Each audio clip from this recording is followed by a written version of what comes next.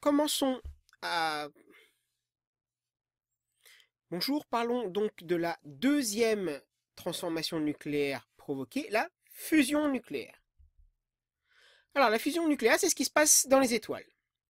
Donc la température et la pression sont extrêmement élevées, et donc les noyaux peuvent se percuter. Lorsque deux noyaux légers, cette fois-ci, fusionnent, contrairement à la fission où on a dit un noyau lourd se fissurait en deux, là vous avez deux noyaux légers qui vont se percuter et fusionner pour libérer énormément d'énergie. Donc dans le Soleil, et dans les étoiles en général, vous avez la fusion de 4 atomes d'hydrogène pour former un atome d'hélium. Et il y a un S atome, excusez-moi, un mauvais copier-coller. Donc un atome d'hélium en libérant de l'énergie sous forme de chaleur et de rayonnement. Donc vous avez toujours, encore une fois, ce fameux rayonnement gamma lors de la désexcitation. Et au passage, pour que les lois de conservation soient respectées, d'accord, on a l'émission de 2 positons. À chaque seconde, on peut estimer qu'on a 600 millions de tonnes d'hydrogène qui sont transformées en hélium.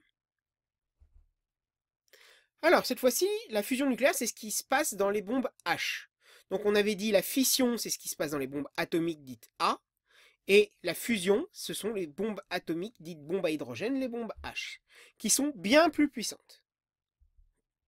Une première explosion nucléaire donc, est produite par une bombe à fission, avec de l'uranium, pour augmenter la pression et la température.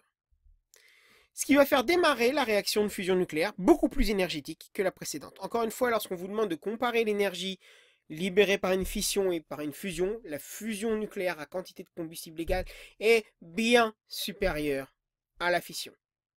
C'est pour ça qu'on essaie de pouvoir reproduire cette fusion nucléaire ou thermonucléaire dans les centrales aujourd'hui. Donc les projets de centrales, ben on en a, sauf qu'on ne le maîtrise pas encore totalement. Donc on cherche à maîtriser cette fusion qui produit beaucoup plus d'énergie. Pour ça, on va utiliser deux isotopes de l'hydrogène.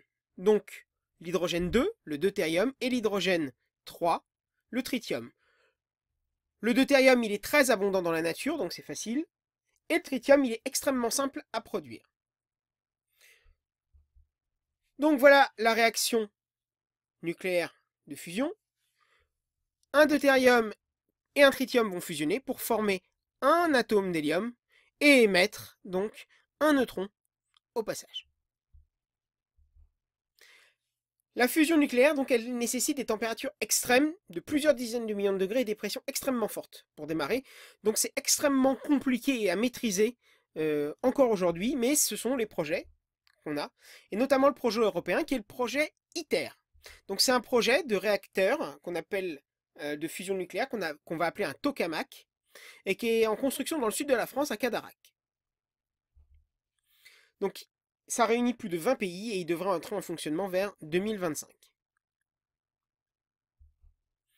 Alors, il doit permettre donc de tester la technologie de la fusion avant d'envisager des premiers réacteurs à fusion vers 2050. Donc on n'y est pas, c'est quelque chose encore une fois de dangereux qu'on ne maîtrise pas encore complètement. Donc on en est vraiment au balbutiement et au test. Pour savoir comment fonctionne réellement un réacteur ITER, vous pouvez aller sur internet, vous avez tout ce qu'il vous faut pour voir son fonctionnement.